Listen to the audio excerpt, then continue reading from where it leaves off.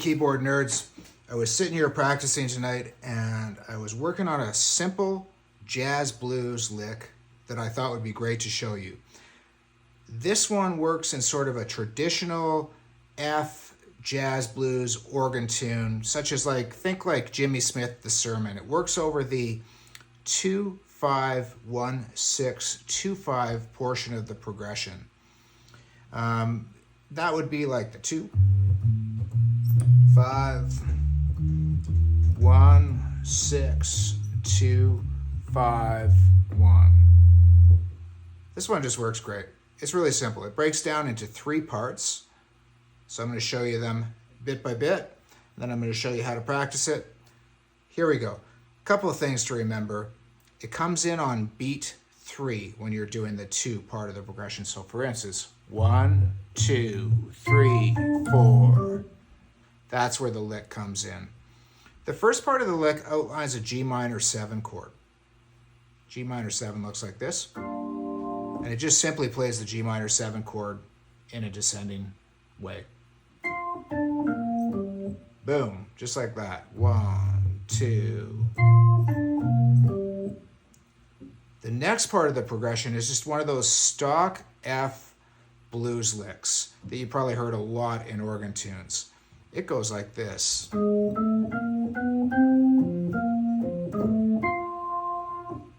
I love that one. Super cool. This one starts chromatically off an A flat, goes chromatically up to the C, then goes back down to the F, B flat, F, and then it slides off the A flat onto the A to the F.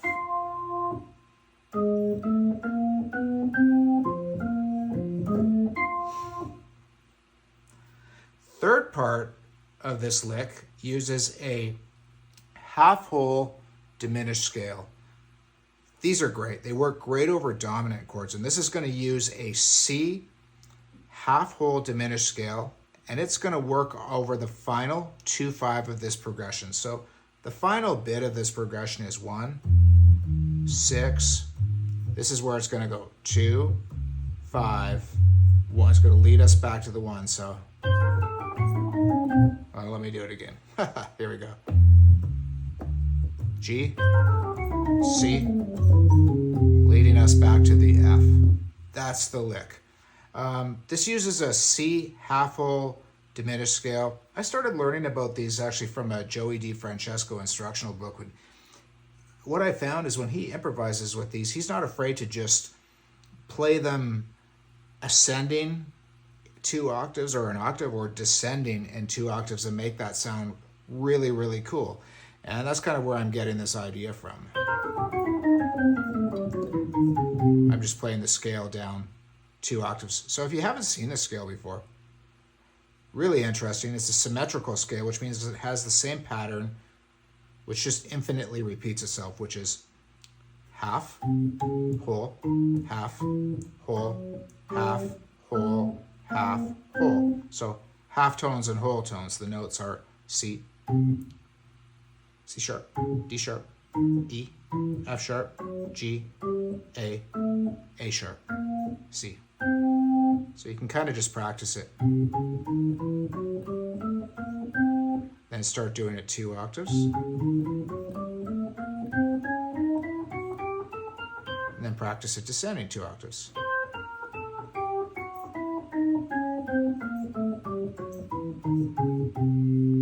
I'm sure a lot of you are already familiar with this scale, but sometimes it's just about the order of how you put licks together. You're literally, hear me talk about this a lot. You're literally Frankensteining 3 different licks together. We have a G minor 7 outline descending.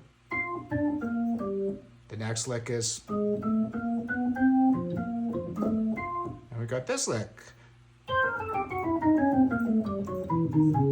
I'm Frankensteining these things together. I'm putting them together. The nice thing about this is they're all kind of following the chords. So all together, it's going to sound like this.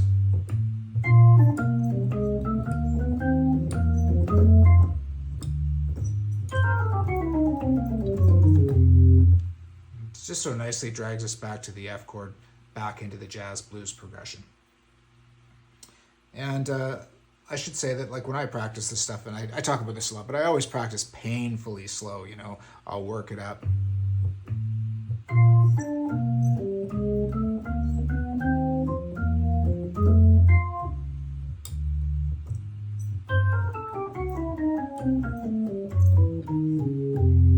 And come to think of it, a lot of times if I'm having difficulty playing something, I will work only on the right hand pieces, only on the left hand bass line, make sure that they're really good separately, and then put them hands together. Another thing that I really believe in is when somebody shows you a lick, or you learn a lick from a video, or you learn a lick from a song, that's cool.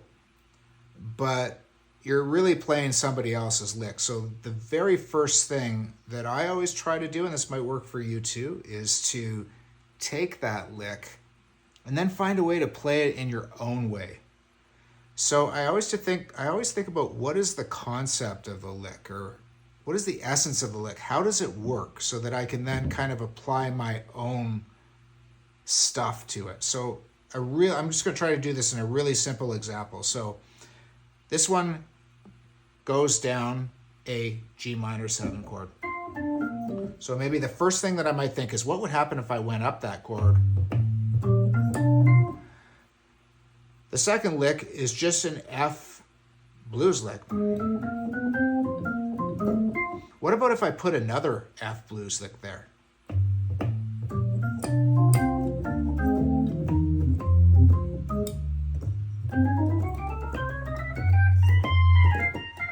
You know, and at the end, maybe I'll go up the half whole diminished scale.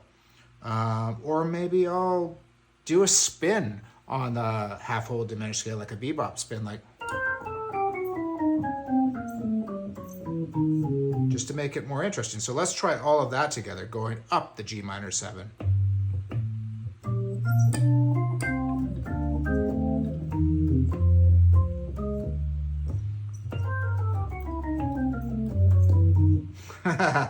Okay, that didn't work. Let's try that again.